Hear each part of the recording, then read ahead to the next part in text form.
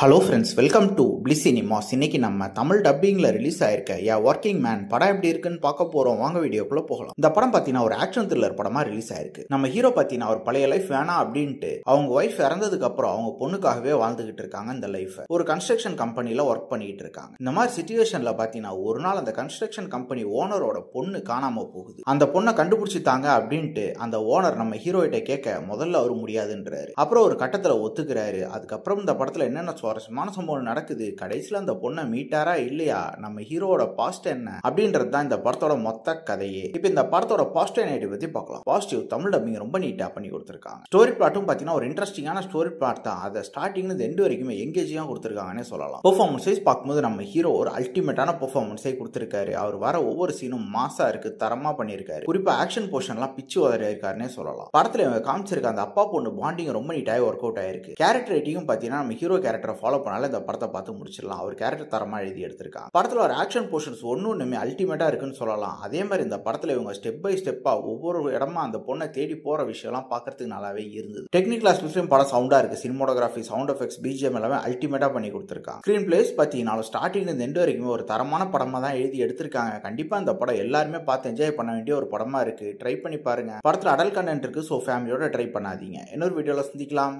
Thank you.